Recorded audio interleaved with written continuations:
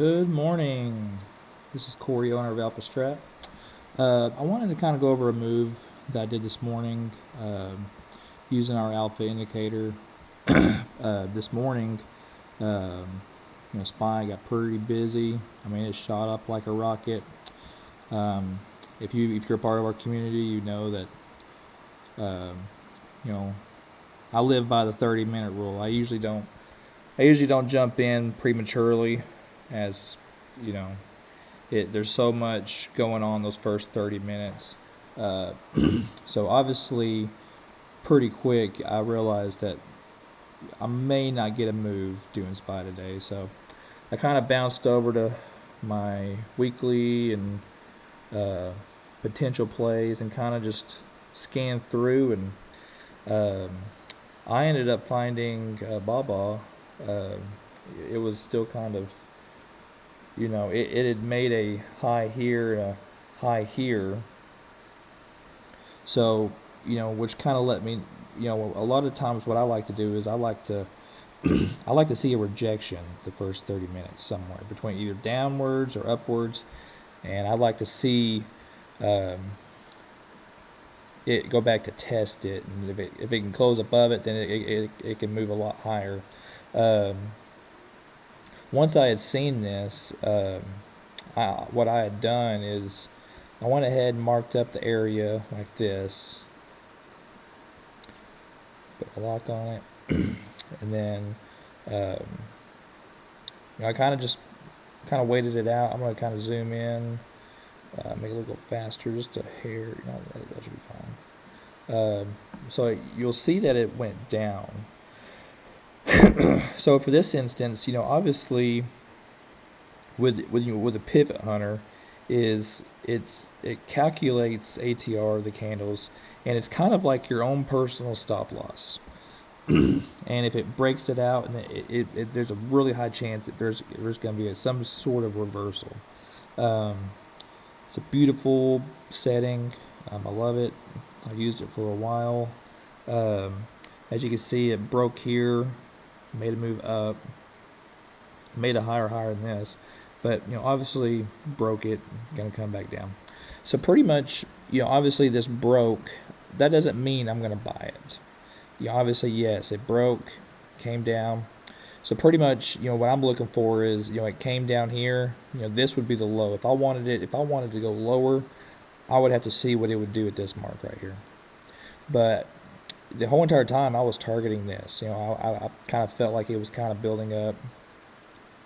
I mean, in the 5-minute time frame, it was bullish. So I was, obviously it was kind of choppy. So I was just kind of waiting for my moment, and you'll see here shortly.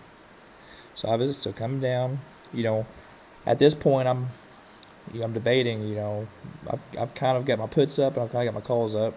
So usually, if it crosses this yellow line down here, I'll pull up 5 to 10 puts contracts. But once it crosses above here, I'll swap over to 5 to 10 call contracts. You'll see it come down. Okay, so I'm in the 1-minute time frame. So most people would have bought here,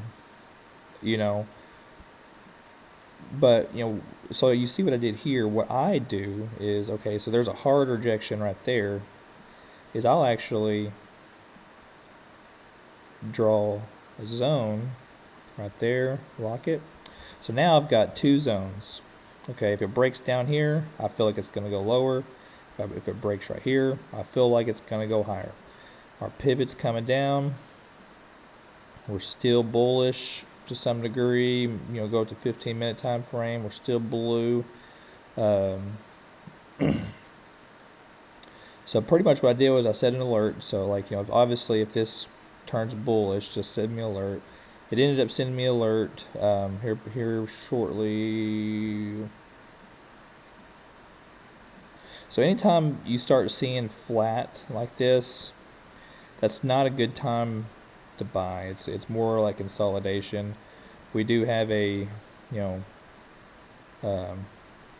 where it will try to track those kind of things. See, like that, it kind of tells us like this right here. you know, it tells you, hey, there's consolidation. Um, you're kind of getting several confirmations here. The pivot's coming down. You see it broke through the pivot.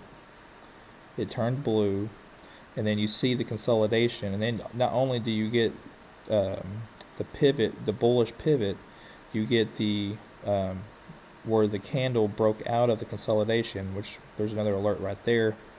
So immediately I started getting my calls ready. Um, and then we get the blue diamond. So now we got 1, 2, 3 confirmations. Things are looking pretty good. We got some more consolidation. Okay, so what I ended up doing is I ended up buying somewhere in this area. It happened so quick. I just knew that this was a good time to buy, so I bought in right here. And really, all I was targeting was this right here. Now, once you do this quite often, you can kind of buy it a little early. There is more risk buying here, but I had all intentions that I might take profit here, and then I put my stop loss. Once it reached up to about right here, I was profitable, and I was profitable about $150 right here, and it said $150 for these few candles right here. So what I did was I ended up making it where, at the bare minimum, I got it at a $50 stop loss. So if it comes down, I'm gonna make $50 regardless. I ain't gonna lose no money. So pretty much, Baba had a really wide spread. So once it kind of bounced out right here, I went ahead and took my opportunity. I'm not really huge on high spreads, but so I pretty much took profit in this area.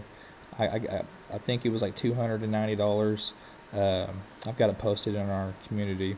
But so that's a beautiful move from here to here, and it just steps up all the way up here.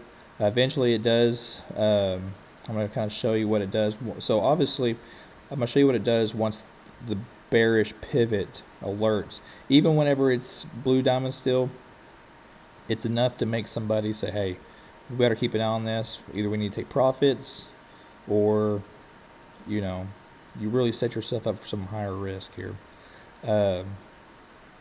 You'll see it break. Usually once you see this flat line right here, I usually get out. So okay, look, so that right there is a key entry right here, is the where the bearish pivot would alert us. So technically, if you're somebody that just wants to live by that, you would need to enter here and exit here, and that it's like your stop loss. I buy here and I'll sell when it comes here. So and as you can see, it eventually does come down, and it kind of consolidates a little bit, but comes down. So usually whenever a pivot changes like that, it's a pretty serious deal.